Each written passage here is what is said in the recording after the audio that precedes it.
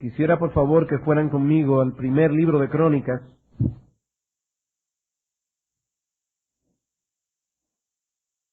Primer libro de Crónicas, capítulo 29.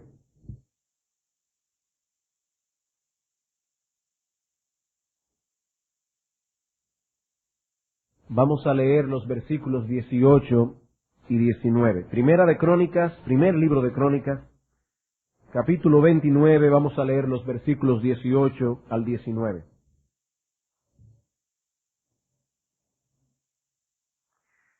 Jehová Dios de Abraham, de Isaac y de Israel, nuestros padres, concédeva perpetuamente esta voluntad del corazón de tu pueblo y encamina su corazón a ti. Asimismo, da a mi hijo Salomón corazón perfecto, para que guarde tus mandamientos, tus testimonios y tus estatutos, y para que haga todas las cosas y te edifique la casa para la cual yo he hecho preparativos. Vamos a orar. Una vez más, oh bendito Señor nuestro, nos dirigimos a ti en esta tarde, ahora para suplicarte específicamente una vez más, que tú tengas a bien bendecir la exposición de tu palabra. Señor, mira el numeroso grupo de padres y madres que se encuentran en este lugar, con un verdadero deseo en sus corazones de criar a sus hijos en tu temor. Pero necesitamos que tú nos des sabiduría y entendimiento espiritual a través de la exposición de tu palabra, porque muchas veces tenemos buenos deseos, pero no estamos seguros de lo que debemos hacer. Permite, Padre, que estas directrices que estamos viendo y que tenemos meses viendo ya en esta serie moldeando el carácter de nuestros hijos, ciertamente pueda ser un faro de luz para los padres de nuestra congregación, de manera que podamos criar a nuestros hijos en tu temor y ellos puedan crecer, como te hemos pedido muchas veces, con un fervor mucho más profundo que el nuestro. Señor, bendícenos en esta tarde, danos corazones entendidos. Te lo pedimos en Cristo Jesús. Amén. En nuestra serie de sermones que hemos titulado Moldeando el carácter de nuestros hijos, nos encontramos en estos momentos tratando con el tercer elemento que conforma la metodología bíblica que los padres deben usar para alcanzar la meta de criar a nuestros hijos en la disciplina y amonestación del Señor. Como ustedes recordarán, en los primeros sermones de esta serie nos dedicamos a establecer cuál es la meta que debemos tratar de alcanzar en la crianza de nuestros hijos. Y luego que esa meta ha sido establecida, comenzamos a tratar con la metodología. Ya sabemos a dónde queremos llegar. Ahora estamos centrando nuestra atención en el método que usaremos para llegar a donde queremos llegar. Dijimos hace unos domingos atrás que esa metodología bíblica contiene 3 elementos. Para criar a nuestros hijos en la disciplina y amonestación del Señor, debemos, en primer lugar, impartirles una cuidadosa y concienzuda educación religiosa. En segundo lugar, debemos reforzar esa instrucción, ya sea a través de la corrección y la disciplina, o a través de palabras de aliento, según el caso lo requiera. Y en tercer lugar, debemos orar regularmente por nuestros hijos.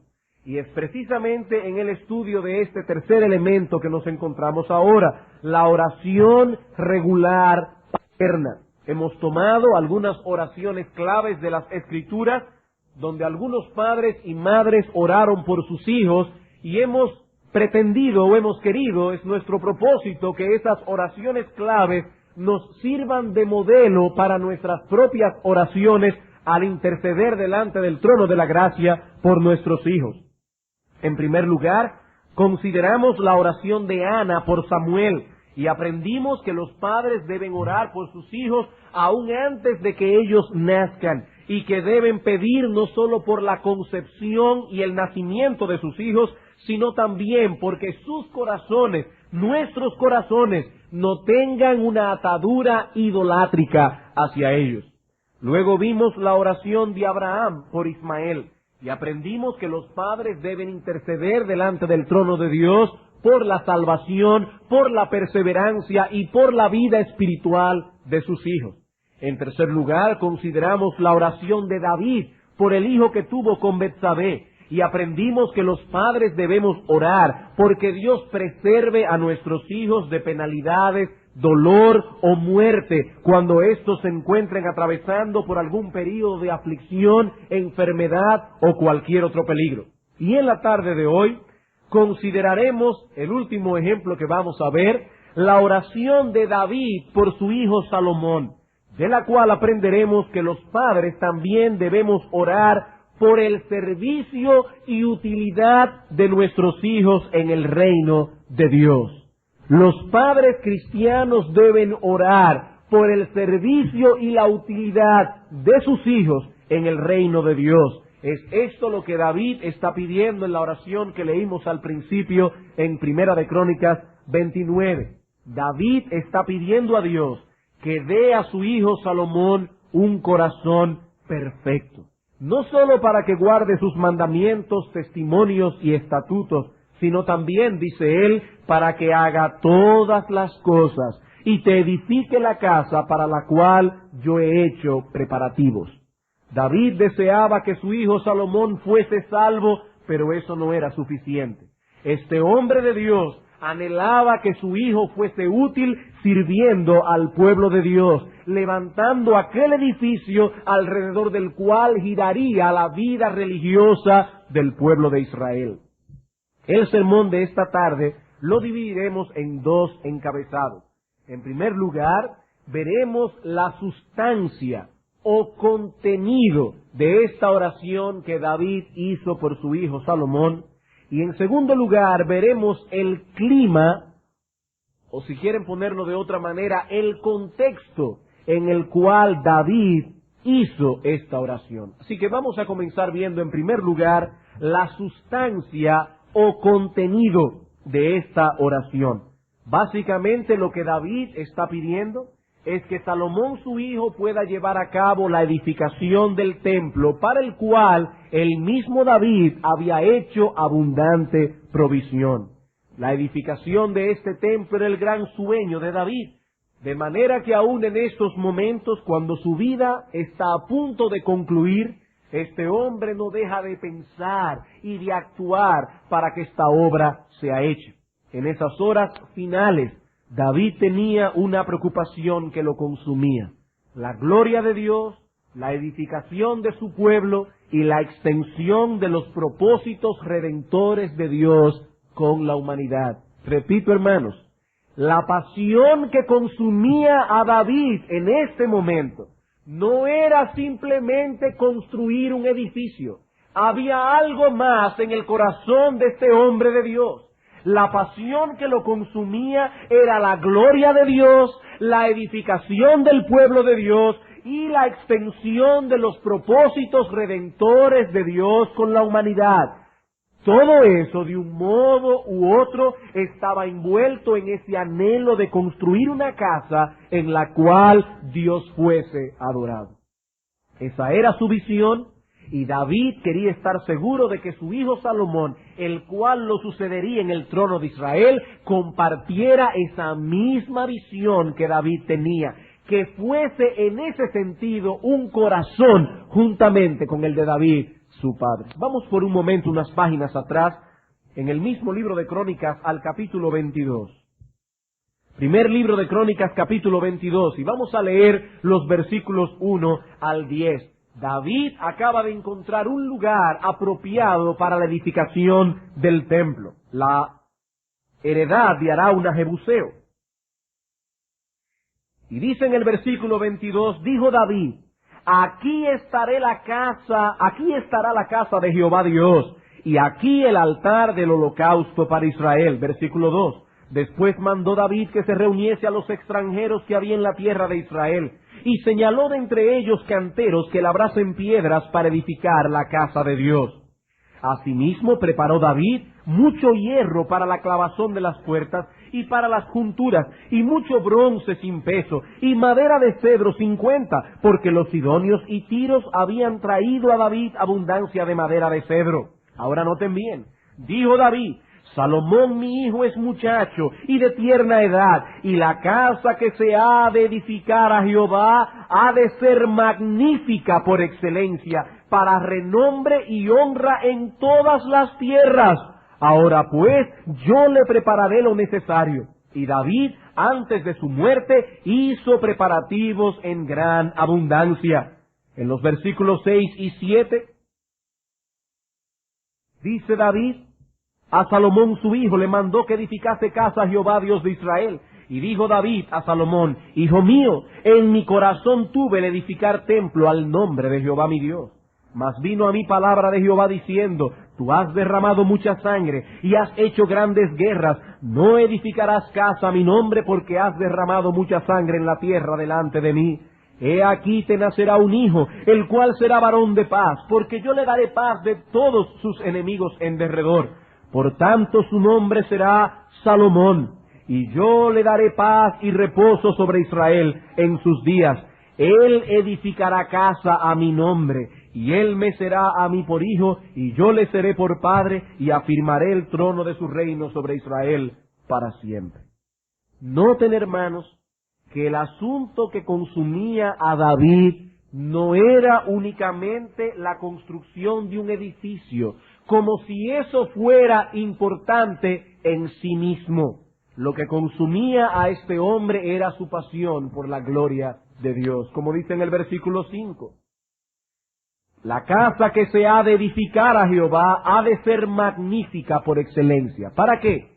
Para que digan que David era un rey de mucho poder y que el pueblo de Israel era glorioso. No, hermanos, la preocupación de David era la gloria de Dios.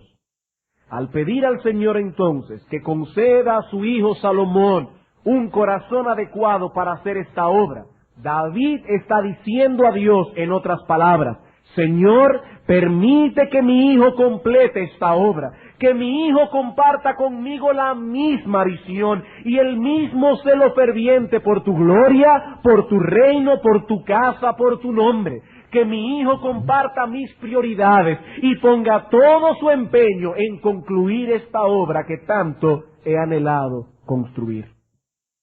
Eso es lo que David está orando y esa debe ser nuestra oración por nuestros hijos. Padres, escuchen bien. No debemos pedir simplemente que nuestros hijos sean salvos de la condenación del infierno. Nuestro amor por la obra de Dios, por su gloria, por su nombre, por su reino, deben movernos a orar de otro modo por ellos.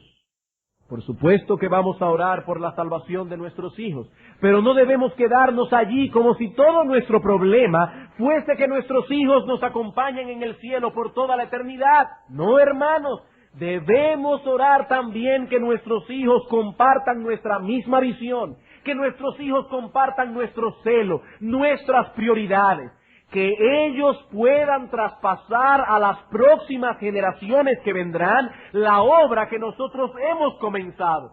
Debemos orar que nuestros hijos puedan estar comprometidos de corazón con la tarea de continuar edificando un templo para Jehová nuestro Dios. Y estoy usando la palabra templo en su sentido nuevo testamentario.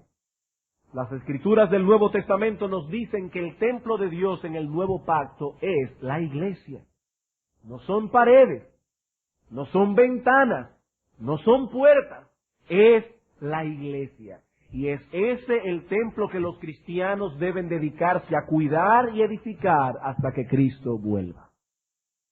Hermanos, padres cristianos que me escuchan, si amamos el reino de Dios y su gloria, esa debe ser nuestra preocupación, la misma que manifestó David en esta oración por su hijo Salomón.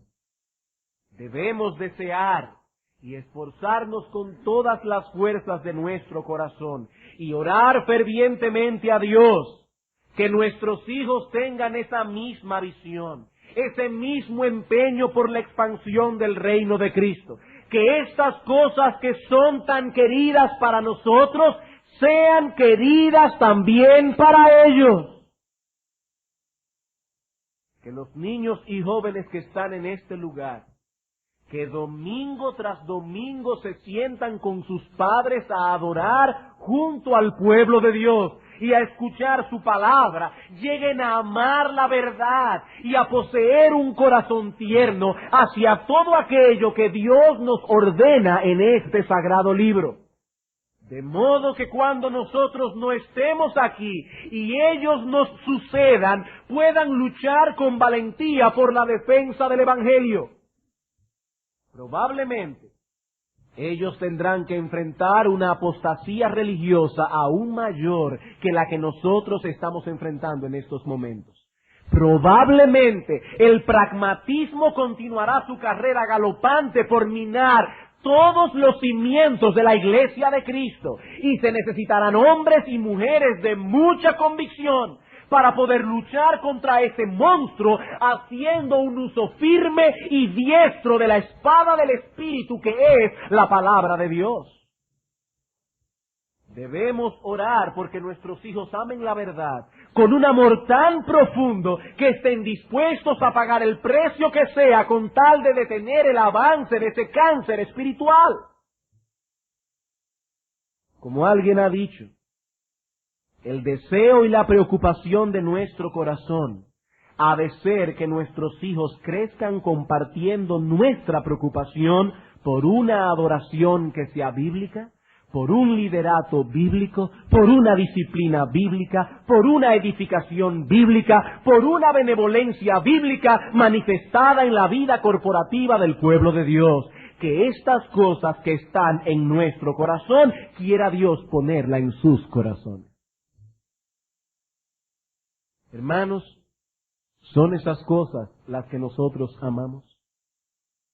No solamente ver almas salvadas por el poder de Dios, sino también ver la Iglesia de Cristo alejándose cada vez más y más de una adoración pragmática y humanista, una adoración centrada en el hombre, para acercarse cada vez más y más a una adoración y a una predicación que sea teocéntrica, a una predicación que le dé a Dios su justo lugar. ¿Es eso, hermanos, lo que nosotros amamos? Entonces es eso lo que nosotros debemos desear ver impregnado en la mente, el alma y el corazón de nuestros hijos.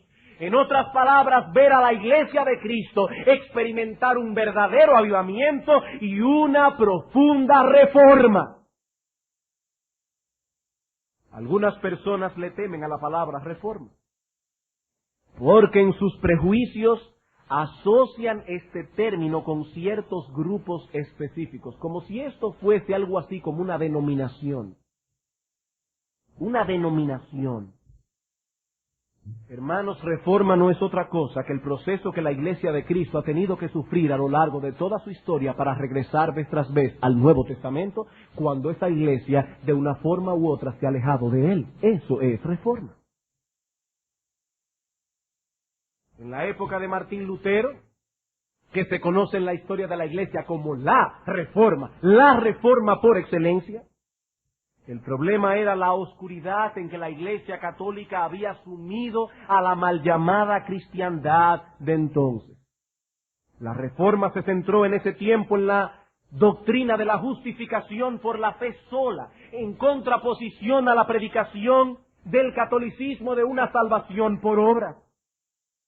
En la época de los puritanos, la reforma consistió en devolver a la Iglesia una adoración bíblica pura, en contraposición a las innovaciones que el anglicanismo insistía en imponer por la fuerza, aliada como estaba en ese entonces con el poder imperial. Y esos hombres tuvieron que pagar un precio muy caro, muy alto, para poder mantener dos principios: libertad de conciencia. Nuestra conciencia está atada únicamente a la palabra de Dios, no a las tradiciones de los hombres. Y en segundo lugar, el principio regulativo de la adoración. Pastor, ¿y qué es eso de principio regulativo de la adoración? El principio que dice que la Iglesia de Cristo solo debe hacer aquello que Cristo ha mandado explícitamente en su palabra. Y hermanos, en aquel momento los puritanos tuvieron que luchar con los anglicanos. Nosotros en el día de hoy tendremos que luchar con mucha gente, porque muy pocas iglesias tienen en alto este principio. El principio que regula la adoración en muchas iglesias evangélicas es Si funciona, entonces es permisible, a menos que Dios no lo haya prohibido claramente en su palabra. No, hermanos, eso es pragmatismo. Eso es pragmatismo. El asunto no es si funciona, el asunto ¿es bíblico? ¿Es bíblico? Como hemos dicho en otras ocasiones, cuando Nadab y Abiú encendieron un fuego extraño que Dios no había mandado, Dios los mató. Ellos podían encender ese fuego donde quisieran, en un fogón en el patio de su casa, pero no en el tabernáculo. ¿Había prohibido Dios ese fuego? No, Dios no lo había prohibido, pero en el tabernáculo de Dios, así como en la iglesia de Dios, solo debe hacerse aquello que Cristo explícitamente ha ordenado. Y aquellos hombres tuvieron que luchar para poder mantener en alto ese principio, y muchos de ellos sufrieron incluso la muerte. En la época de Spurgeon, a final del siglo pasado, la lucha se centró en detener el avance del modernismo y de la apatía que vendría tras él. Spurgeon en su tiempo pudo percibir que las cosas no iban por buen camino y que de seguir así el siglo XX sería testigo de una decadencia espiritual sin precedentes en la iglesia de Cristo. Y eso sumergió a este gran hombre de Dios en una terrible controversia que le costó muy caro. Algunos inclusive dicen que Spurgeon murió joven, relativamente joven, por esa controversia tan fuerte en la que se vio sumergido en aquel tiempo. Muchos evangélicos de finales del siglo pasado fueron contagiados por ese optimismo irracional del que hablábamos esta mañana. Todo será bueno en el siglo XX. Ese periodo de la vida de Spurgeon ha sido bautizado en la historia de la Iglesia como la controversia del downgrade, que traducido al español sería algo así como la controversia cuesta abajo. Spurgeon veía que si la Iglesia continuaba permitiendo el avance del modernismo y del arminianismo, se descarrilaría como un tren que va cuesta abajo sin control.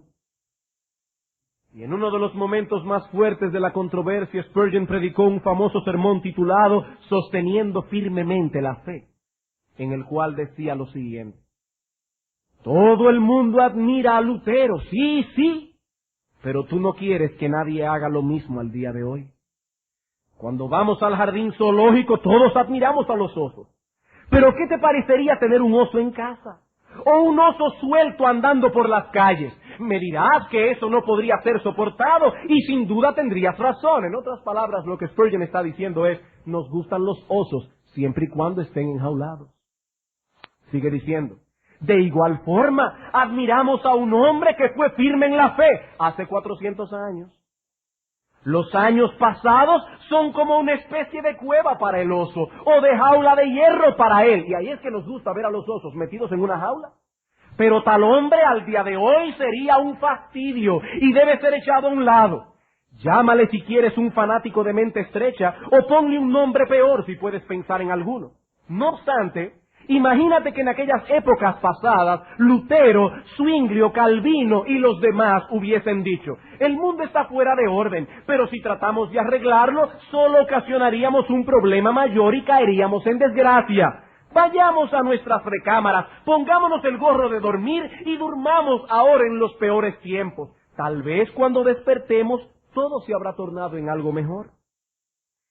Tal conducta de parte de ellos nos hubiese dado una herencia o legado de error. Generación tras generación hubiesen bajado a las profundidades infernales y los pestilentes pantanos del error nos hubiesen tragado a todos.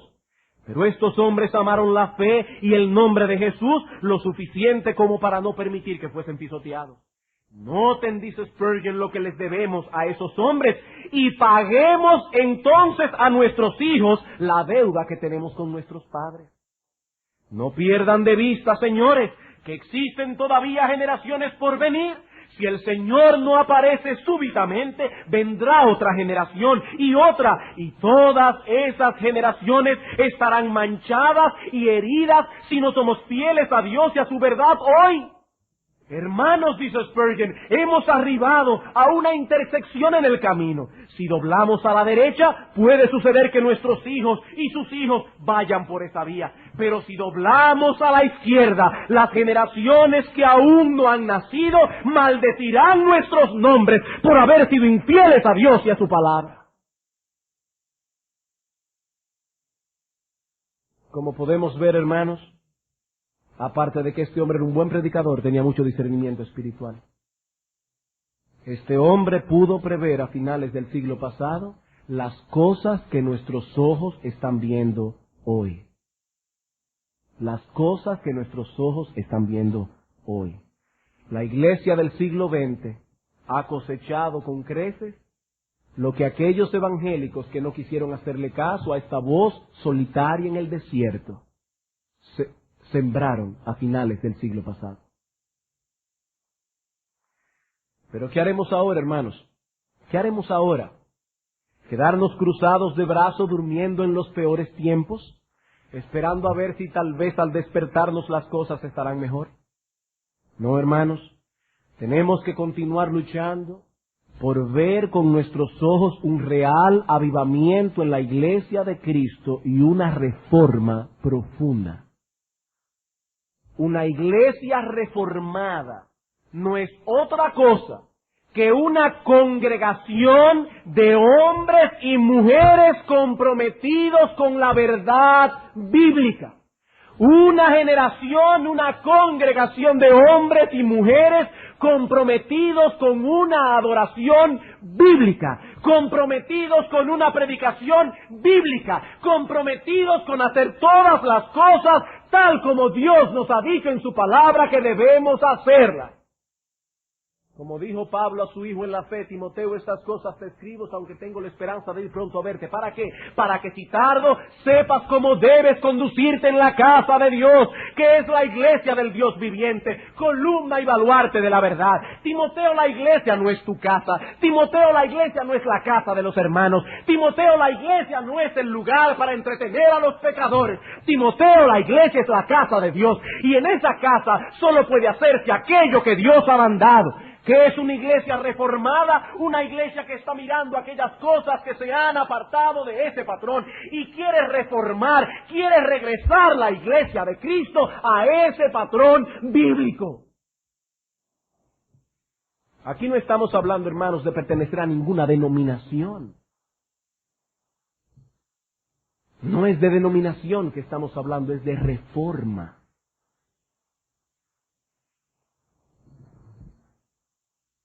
Hermanos, debemos desear con todas las fuerzas de nuestro corazón que podamos ver cada día más iglesias comprometidas con las Escrituras y orar porque nuestros hijos compartan esa misma visión. Debemos orar que esas cosas sean preciosas a nuestros hijos como lo son para nosotros. Así oró David por Salomón y así debemos orar nosotros por los nuestros. Noten que David no se limitó a decir, Señor, que mi hijo Salomón construya el templo. No. Él oró de otro modo, Señor, da a mi hijo Salomón un corazón perfecto. Un corazón perfecto. David sabía que este era un problema del corazón. Si vamos a orar inteligentemente por nuestros hijos, tenemos que tomar esto en cuenta. Nuestros hijos no tendrán la misma visión que nosotros, ni nuestras preocupaciones por el avance del reino de Dios, si no poseen un corazón perfecto. Es eso lo que tenemos que pedir que Dios conceda a nuestros hijos. Ahora bien, ¿y qué significa esto? ¿Está pidiendo David que Salomón tuviese un corazón sin pecado? ¿Un corazón perfecto en santidad? La respuesta es, por supuesto, que no. Eso contradeciría por completo el resto de las enseñanzas de las Escrituras. Ninguna persona en este mundo tiene una vida impecable. Eso es lo que aguarda a los cristianos, pero cuando lleguen a sus moradas eternas. Mientras tanto, tendremos que luchar continuamente con la corrupción que mora en nosotros. Esta palabra perfecto, más bien significa no dividido, no dividido. Eso es lo que David está pidiendo por su hijo Salomón, un corazón no dividido. Es la misma idea de la expresión que usamos en español cuando decimos a alguien que lo amamos con todo nuestro corazón. Veamos algunos ejemplos que puedan arrojar luz sobre el significado de esta palabra, sobre todo en los libros históricos de Reyes y Crónicas. Primer libro de Reyes, capítulo 11. Primer libro de Reyes, capítulo 11.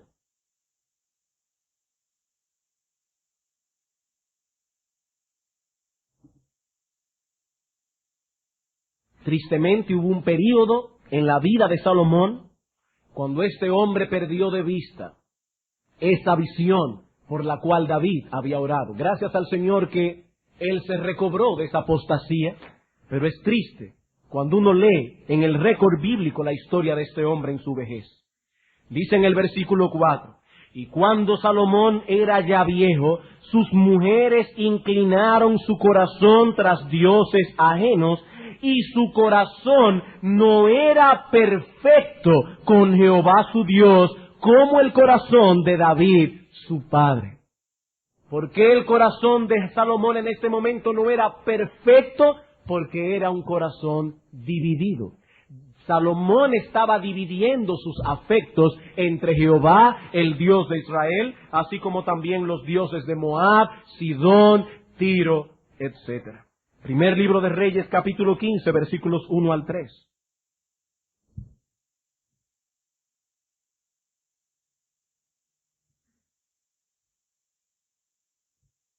En el año 18 del rey Jeroboam, hijo de Nabat, Abiam comenzó a reinar sobre Judá y reinó 3 años en Jerusalén. El nombre de su madre fue Maaca, hija de Abisalom, y anduvo en todos los pecados que su padre había cometido antes de él. Y no fue su corazón perfecto con Jehová su Dios como el corazón de David su padre. Este hombre cometió el mismo pecado que Salomón, dividió sus afectos entre el Dios de Israel y otros dioses. En el mismo capítulo, versículos 11 al 14. Asa hizo lo recto ante los ojos de Jehová como David su padre. ¿Por qué? Porque quitó del país a los sodomitas y quitó todos los ídolos que sus padres habían hecho. También privó a su madre Maaca de ser reina madre porque había hecho un ídolo de acera. Además deshizo Asa el ídolo de su madre y lo quemó junto al torrente de Cedrón. Sin embargo, los lugares altos no se quitaron. Con todo, el corazón de Asa fue perfecto para con Jehová toda su vida. ¿Qué es un corazón perfecto? Un corazón no dividido. Un corazón que adora únicamente a Dios, que no divide su devoción como lo hacen los idólatras. Y ese corazón perfecto se manifestará básicamente de 3 maneras. En primer lugar, un corazón perfecto vive en el temor de Dios, consciente de la presencia de Dios. Segundo libro de Crónicas, capítulo 19. Segundo libro de Crónicas, capítulo 19.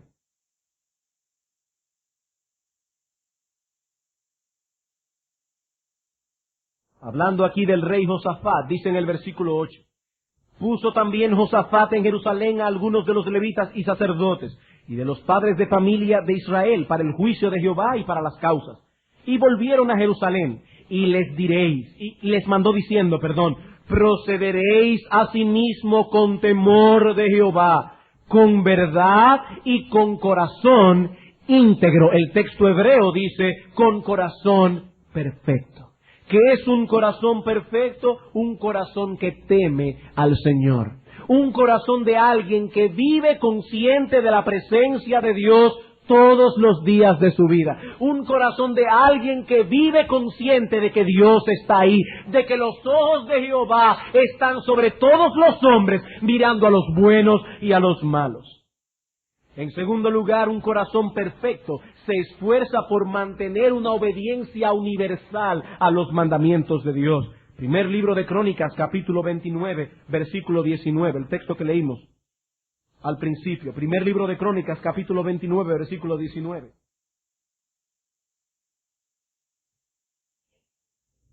Asimismo da a mi hijo Salomón corazón perfecto. ¿Y cómo se manifestará ese corazón? Para que guarde tus mandamientos, tus testimonios y tus estatutos.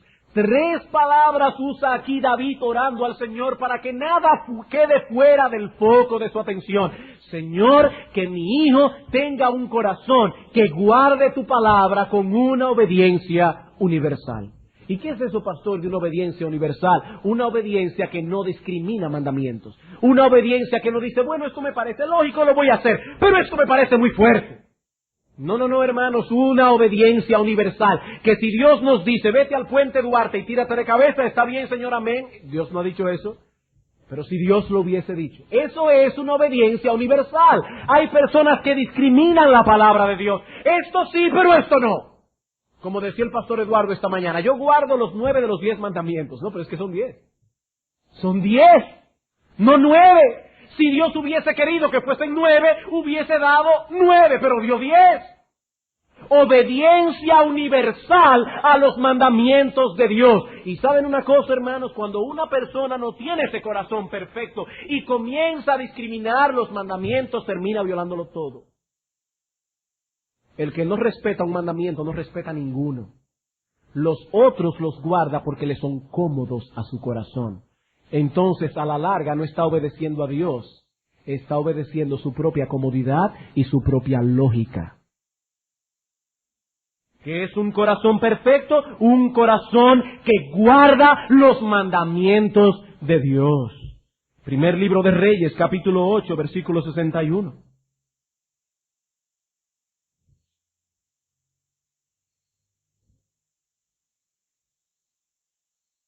Sea pues perfecto vuestro corazón para con Jehová nuestro Dios, andando en sus estatutos y guardando sus mandamientos como en el día de hoy.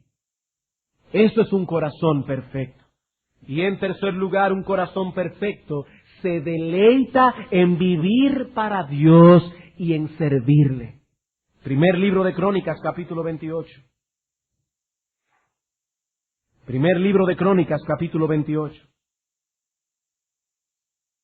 Versículos 9 al 10. Y tú, Salomón, hijo mío, reconoce al Dios de tu Padre y sírvele con corazón perfecto. ¿Y eso qué significa? Con ánimo voluntario, con ánimo voluntario. Y una traducción paralela que podemos hacer de esa expresión ánimo voluntario puede ser con deleite del alma. Con deleite del alma. Vean el capítulo 29, versículo 9. Y se alegró el pueblo por haber contribuido voluntariamente, porque de todo corazón ofrecieron a Jehová voluntariamente. El pueblo estaba contento, el pueblo estaba alegre, gozoso de haber podido ofrendar para la construcción del templo. El pueblo estaba alegre de haberse podido involucrar en este servicio a Dios. He aquí, hermanos, lo que significa tener un corazón perfecto. Y eso es exactamente lo que David está pidiendo por su hijo. Un corazón perfecto es aquel que adora a Dios voluntaria y deleitosamente. Un corazón perfecto no adora a Dios con renuencia, con mala gana, con resentimiento. El corazón perfecto adora a Dios con gozo, con alegría, voluntariamente. Hermanos, el asunto no es únicamente venir a la iglesia. Es venir con el ánimo preparado para rendir a Dios una adoración que sea digna de Él. Una adoración que sea digna de Él. Y lo que estamos diciendo aquí es que debemos orar que Dios conceda a nuestros hijos ese corazón. Ese corazón. Que no dividan sus afectos entre el Dios que se nos revela en las Escrituras y los dioses de las naciones. Por supuesto, hoy no tenemos los dioses que hicieron pecar a los hijos de Israel. Ya no tenemos a Baal, ya no tenemos a Astoret. Pero el mundo sigue adorando otros dioses. Al Dios del placer, al Dios de la diversión, al Dios del entretenimiento, al Dios de la fama, al Dios de la popularidad y del poder, el Dios del materialismo. Esos son los dioses que los paganos de hoy adoran. Y si esos ídolos encuentran un lugar en el corazón de nuestros hijos, ya no podrán dar a Dios la adoración que Dios se merece. Vendrán a la iglesia, sí, pero con una cara de fastidio, porque nos resulta divertido estar aquí 2 veces en un solo día, cantando himnos y escuchando una exposición de la palabra de Dios, que para colmo dura casi 1 hora. Y a veces más. Eso no tiene nada divertido.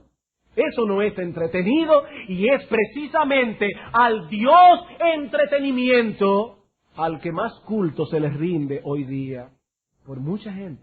Y hay muchos padres que tristemente no cuidan para que el Dios entretenimiento no arrope a sus hijos y los dejan ver indiscriminadamente cuanta cosa le pase por el lado que pueda ser de entretención. Si nuestros hijos no poseen un corazón perfecto, un corazón no dividido, no tendrán la misma visión que nosotros tenemos, no tendrán el mismo celo, no tendrán el mismo amor por la gloria de Dios y la expansión de su reino. Pero no quisiera pasar por alto aquí una nota de balance que ponga estas cosas en una correcta perspectiva. Debemos orar que Dios conceda a nuestros hijos un corazón perfecto, que ellos perciban conscientemente la presencia de Dios en sus vidas, que se esfuercen por obedecer los mandamientos, estatutos y decretos de Dios con una obediencia evangélica y universal, que adoren a Dios con deleite, con gozo, con alegría, voluntariamente. Debemos orar por eso, pero no debemos limitarnos a orar. No podemos olvidar que Dios obrará en nuestros hijos a través de ciertos medios, y uno de esos medios es la labor incansable y consistente de los padres. Nosotros estamos llamados a enseñar esas cosas a nuestros hijos, a repetirlas diariamente hasta que encuentren cabida en sus mentes y corazones. Es nuestro deber hacer que nuestros hijos vengan a la iglesia y que vengan con una disposición correcta. Ay, hermano pastor, es que mi hijo es pequeño y entonces él se pone a mirar los abanicos y a pensar en la inmortalidad del cangrejo durante el tiempo que estamos aquí. Sí, hermano, esa es parte de su corrupción. Y tú tienes que enseñar a nuestros hijos, a tus hijos, que nosotros venimos a la iglesia a poner atención a la palabra de Dios. Ah, pero pastor, es que él no entiende, y usted a veces usa palabras que ni yo le entiendo. Sí, hermano, pero el hecho de que tú le digas a tu hijo que lo que estamos haciendo aquí es serio, y que él tiene que poner atención, aunque no entienda, ya le está enseñando algo a tus hijos. Si tú dejas que tus hijos se sienten en ese lugar, poniendo una cara de fastidio y mirando para todas partes como si lo que estuviera pasando aquí no tuviera nada que ver con él, tu hijo crecerá con esa maldición sembrada en su corazón. Y cuando sea un adolescente, nadie podrá exigirle a ese muchacho que ponga atención a la palabra de Dios. No, hermano, no es hacer que nuestros hijos vengan a la iglesia, es que vengan con una disposición correcta. Ah, pastor, ¿y los hijos suyos no se han puesto a veces a distraerse en los cultos? Sí, ellos lo han hecho también. Y sus partes traseras son testigos de lo que su padre y su madre hemos hecho cuando hemos llegado a casa. No, hermanos. Si queremos que nuestros hijos tengan un corazón perfecto, tenemos que enseñarles que es su obligación venir a adorar a Dios con todo su corazón, con toda su alma, con toda su mente y con todas sus fuerzas. No es venir aquí a casi ni abrir la boca y cantar entre dientes, porque esa no es la adoración que nuestro Dios se merece. De hecho, hasta en la ropa que nosotros le ponemos a nuestros hijos en el día del Señor tenemos que tener cuidado. Porque eso, incluso eso, envía una señal a nuestros hijos. Si dejamos que nuestros hijos vengan a la iglesia con un t-shirt que tiene los 3 chiflados delante, ¿eso no les va a dar a ellos un sentido de reverencia y de adoración? Dice la Escritura que cuando el apóstol Pedro estaba en la barca y vio a Cristo en la playa y se dio cuenta que era el Señor, se puso su ropa porque no era apropiado que él estuviera sin camisa. No era que Pedro estaba desnudo, es que él no tenía camisa puesta, se la había quitado para pescar, pero no era apropiado que él se presentara de esa manera delante del Señor. No, hermanos, nuestros hijos deben saber, hasta por la ropa que usan, hasta por los zapatos, que ellos no vienen a un campo deportivo. Ellos no vienen aquí a entretenerse. Ellos no vienen a jugar. Ellos vienen a adorar a Dios y escuchar su palabra. Eso es tener un corazón perfecto. Recuerden que la metodología bíblica no se limita a la oración regular de los padres por los hijos. Hemos hablado de 3 elementos en esta metodología. Hemos hablado de impartirles una concienzuda y cuidadosa educación religiosa. Hemos hablado de reforzar esa educación a través de corrección o disciplina o de palabras estimulantes, según el caso lo requiera. Mi amor, estoy contento contigo, te portaste muy bien en el culto. Y cuando estemos repasando el sermón, los padres con sus hijos en la casa al llegar, ¿de qué habló el pastor? El pastor habló esta mañana de ser sal y luz. Amén, mi hijo, estoy contento de ver que tú estuviste por... No es solamente pela, hermano, no es solamente pela, sino también palabras de estímulo. Y ahora, en tercer lugar, estamos hablando de orar. La metodología bíblica no es una cosa o la otra. Es una cosa y la otra. Es una mesa de 3 patas. Si le quitamos una pata no se puede mantener el pie. Las 3 cosas tienen que estar allí para poder criar a nuestros hijos en la disciplina y amonestación del Señor. Ese reloj me está amenazando. Bien, hermanos, ya hemos considerado cuál es el contenido de la oración que David hizo por Salomón. Y eso nos ha enseñado qué es lo que nosotros debemos pedir por nuestros hijos. Debemos pedir que Dios les dé un corazón perfecto. ¿Para qué? Para que ellos puedan ser útiles en el reino de Dios. Ahora veremos en segundo lugar, y en los últimos 10 minutos que nos quedan, les prometo que voy a ser breve, el clima en que esta oración fue hecha. Esta oración fue hecha en un contexto específico y nosotros debemos orar en ese mismo contexto, en ese mismo clima en el que David hizo su oración. En primer lugar, debemos ser nosotros mismos un ejemplo a copiar para nuestros hijos. Si vamos a orar por esto, debemos ser nosotros mismos un ejemplo a copiar para nuestros hijos. Hermanos, ¿cómo podemos orar? Que Dios dé a nuestros hijos un corazón no dividido si nuestro corazón está dividido. ¿Cómo podemos? Las Escrituras dicen acerca de David que este hombre sirvió a Dios todos los días de su vida con un corazón perfecto. Perfecto. Recuerden que eso no significa impecable. David era pecador. Aquí no estamos hablando de un corazón impecable, estamos hablando de un corazón no dividido. David no servía a Dios con un corazón aletargado, con un sentimiento de fastidio. Este hombre podía decir con sinceridad de corazón y de alma en el Salmo 18, te amo, Jehová, fortaleza mía, Jehová, roca mía y castillo mío. Y en otro lugar escribió, Dios mío eres tú, de madrugada te buscaré, mi alma tiene sed de ti, mi carne te anhela. Y en el Salmo 84, cuán amables son tus moradas, oh Jehová de los ejércitos. Anhela mi alma, mi corazón, todo mi ser, estar en los atrios del Señor.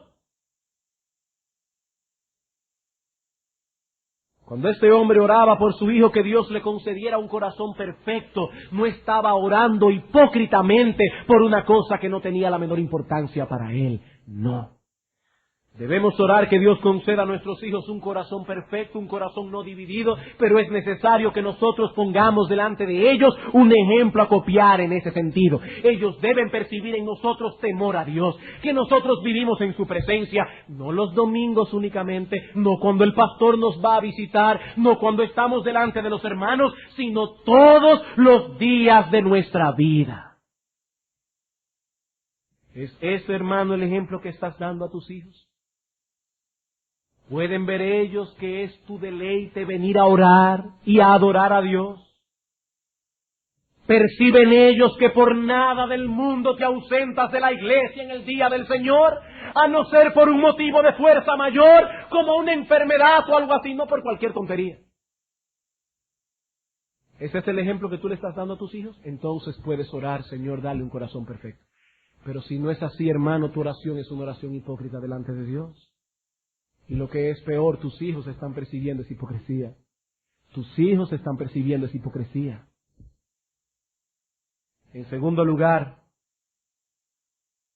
debemos explicar nuestra visión a nuestros hijos. Debemos explicarles nuestra visión a nuestros hijos. Recuerden que lo que David quería era que su hijo Salomón compartiera su visión, su mismo celo por la gloria de Dios, por la gloria de su nombre, por la extensión de su reino. Eso era lo que David estaba pidiendo. ¿Pero qué hizo David? Primer libro de Crónicas, capítulo 28, versículos 11 y 12. Y David dio a Salomón su hijo el plano del pórtico del templo, y sus casas, sus tesorerías, sus aposentos, sus cámaras y la casa del propiciatorio. Asimismo el plano de todas las cosas que tenía en mente para los atrios de la casa de Jehová, para todas las cámaras alrededor, para las tesorerías de la casa de Dios y para las tesorerías de las cosas santificadas. Versículo 19. Noten ahora. Si Salomón su hijo le hubiese preguntado, Padre, ¿por qué las cosas tienen que ser hechas de esa manera? Noten ahora. Todas estas cosas, dijo David, me fueron trazadas por la mano de Jehová, que me hizo entender las obras del diseño. David no le dijo, bueno, hijo mío, este es el modelo más práctico que yo he podido encontrar. Tú sabes que la cosa es tan carísima y este es el templo más adecuado. No, hermano, no. David le dijo, hijo mío, las cosas hay que hacerlas así, porque así lo ordenó el Señor. David no se limitó simplemente a explicarle cuál era el plano. David le dio una perspectiva espiritual a su hijo. David estaba explicando a su hijo cuál era su visión y por qué. ¿Por qué? Hermanos, debemos traspasar esas cosas a nuestros hijos. Ellos deben entender por qué aquí hacemos las cosas como las hacemos. Ellos deben entender. Ahora, hermanos, nadie puede explicar algo que no conoce. Si nosotros mismos somos ignorantes con respecto a estas cosas, no podremos traspasarlas a nuestros hijos. Y ellos no la traspasarán a sus hijos. Y en la vuelta de unos años tendremos aquí en Iglesia Bíblica del Señor Jesucristo, si Él no ha venido antes, a un grupo de hombres y mujeres que ahora son nuestros hijos, haciendo las cosas por tradición, sin saber por qué las están haciendo. No tendremos Iglesia Bíblica del Señor Jesucristo. Tendremos iglesia tradicionalista del pragmatismo, no iglesia bíblica. Hermanos, tenemos que explicar a nuestros hijos, pero tenemos que estar nosotros persuadidos de esas verdades bíblicas. Debemos sentarnos a explicárselas a nuestros hijos.